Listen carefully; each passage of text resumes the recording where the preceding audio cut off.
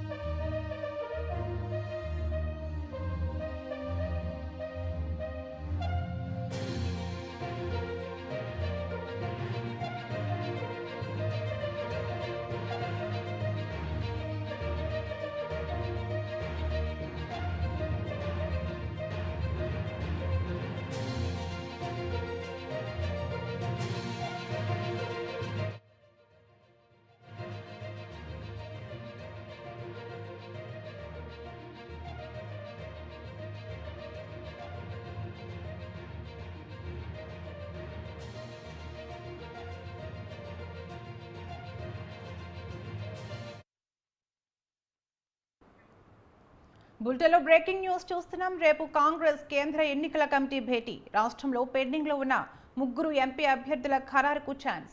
తమ కుటుంబ సభ్యులకు ఖమ్మం సీటు కోసం డిప్యూటీ సీఎం భట్టి, మంత్రులు పొంగులేటి, తుమ్మల ఒత్తిడి. రేసులో మాజీ మంత్రి మండవ మరికొందరు ఉన్నట్లు ప్రచారం. అధిష్టానం పెద్దలను కలవనున్న సీఎం రేవంత్ రెడ్డి. ఇక ఇదే అంశంపై మరింత సమాచారం మా ప్రతినిధి భవిత అందిస్తారు. భవిత, చెప్పండి.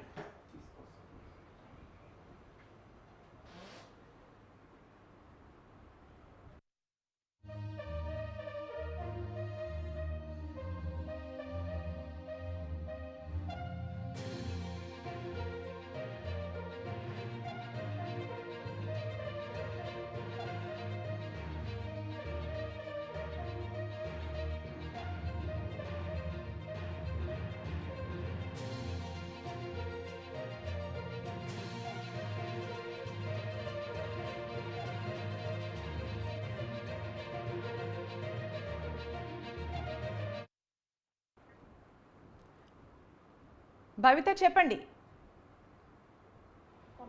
ఏదైతే లోక్సభ ఎన్నికలు సమీపిస్తున్నదో ఇప్పటికే దేశవ్యాప్తంగా ఉన్నటువంటి లోక్సభ స్థానాలకు సంబంధించి పెండింగ్ అభ్యర్థులను మరో దశలో విడుదల చేసేందుకు ఇప్పటికే సిద్ధమైనట్టు తెలుస్తుంది. అయితే రేపు ఢిల్లీలో ఏఐసీసీ కార్యాలయంలో మరోసారి ఈసీ భేటీ కానుంది. ఇప్పటికే తెలంగాణ వ్యాప్తంగా ఉన్నటువంటి 17 స్థానాలకు సంబంధించి 14 స్థానాలను ఇప్పటికే ఖరారు చేసినట్టు తెలిసింది. మిగతా 3 స్థానాలకు సంబంధించి మాత్రం ఎవరిని ఫైనల్ చేయాలనే విషయంలో మాత్రం కొంతమేర ఉత్కంఠ నెలకొందని చెప్పుకోవచ్చు. ఆ 3 స్థానాలకు సంబంధించి హైదరాబాద్ కావచ్చు, కరీంనగర్ కావచ్చు, ఖమ్మం కావచ్చు, 3 స్థానాలకు సంబంధించి అభ్యర్థుల వేట అనేది ఇంకా కొనసాగుతుందని చెప్పుకోవాలి. ఇప్పటికే ప్రత్యర్థి పార్టీలు అయినటువంటి బీఆర్ఎస్ అటు టీడీపీ రెండు కూడా లోక్సభ 17 స్థానాలకు సంబంధించి అభ్యర్థులను ఖరారు చేయడం ఇప్పటికే అంటే రాష్ట్ర వ్యాప్తంగా కూడా ప్రచారాలను ముమ్మరం చేసిన పరిస్థితి కనబడుతుంటే అధికార పక్షంగా ఉన్నటువంటి కాంగ్రెస్ పార్టీ ఇంకా అభ్యర్థుల వేటపైనే ఫోకస్ పెట్టిందని చెప్పుకోవాలి. ఎందుకంటే అసెంబ్లీ ఎన్నికల్లో పార్టీ అధికారం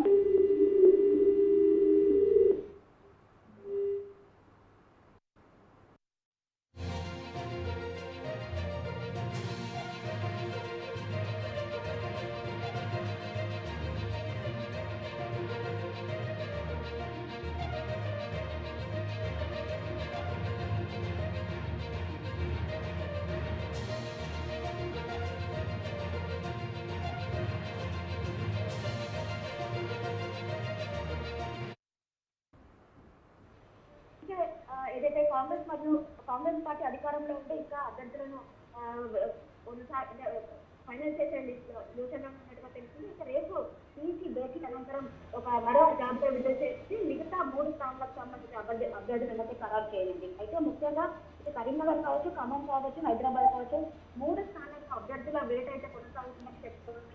అయితే కరీంనగర్ నుంచి మాత్రం ఎవరిని గడిలో దింపాలనే యోచనలో ఉన్నట్లు తెలిసింది. ముఖ్యంగా బీజేపీ సిట్టింగ్ ఎంపీ అయినటువంటి బండి సంజయ్ మీద ఎవరు గెలుపొందుతారో ఎవరికి బలాబలాలు ఉన్నాయో పరీక్షించుకున్న తర్వాతనే అభ్యర్థిని ఫైనల్ చేయాలనే యోచనలో పార్టీ ఉన్నట్టుగా తెలుస్తుంది. అంతేకాకుండా హైదరాబాద్ స్థానానికి సంబంధించి ఎంఐఎంలకు పట్టున్న స్థానం కావడంతో అక్కడ నుంచి ఎంఐఎంల దౌత్యం పెంచుకొని వాళ్ళనే బరిలోకి నింపితే ఖచ్చితంగా ఆ పార్టీ ఈ స్థానాన్ని కైవసం చేసుకోవచ్చు అనే యోచనలో పార్టీ ఉన్నట్టుగా తెలుస్తుంది. ఇంకా ముఖ్యంగా ఖమ్మం సీట్ అయితే చాలా హాట్ సీట్ గా మారింది. ఖమ్మం నుంచి తీవ్ర స్థాయిలో పోటీ నెలకొంది. ఇంకా నుంచి నిజాం నేతలంతా కూడా పోటీలో ఉన్నట్టుగా తెలుస్తుంది.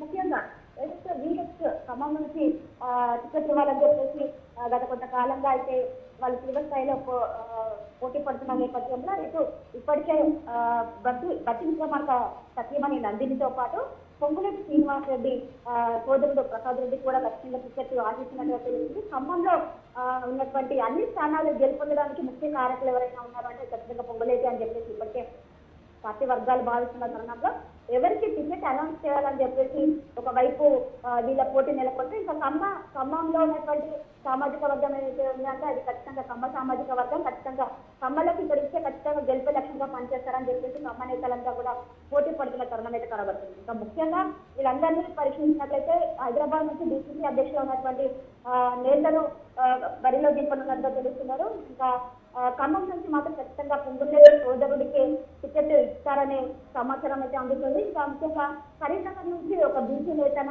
ఎవరిని బరిలోకి దింపాలని చెప్పేసి పార్టీ భావిస్తుంది. ఎందుకంటే ఇప్పటికే ఉన్నటువంటి 17 స్థానాలకు సంబంధించి 14 స్థానాల్లో ఇప్పటికే 6 రెడ్లకు స్థానం కల్పించారు. ఇంకా 2 ఎస్సీలకు 2 బీసీలకు సముచిత న్యాయం కల్పించడంతో పాటు ఇప్పటికే బీసీలకు తక్కువ కేటాయిస్తున్నారని చెప్పేసి బీసీ నుంచి కూడా పెద్ద ఎత్తున విమర్శలు వస్తున్న నేపథ్యంలో అక్కడి నుంచి బీసీలకు ఇవ్వాలనే ఆలోచనలో ఉన్నట్టు కూడా తెలుస్తుంది. ఇక రేపు ఏసీసీ మీటింగ్ అనంతరం సీసీ భేటీ అనంతరం ఒక లిస్టు విడుదల చేసే యోచనలో ఉన్నట్టు కూడా మనకు తెలుస్తుంది. Okay, thank you Bhavitha.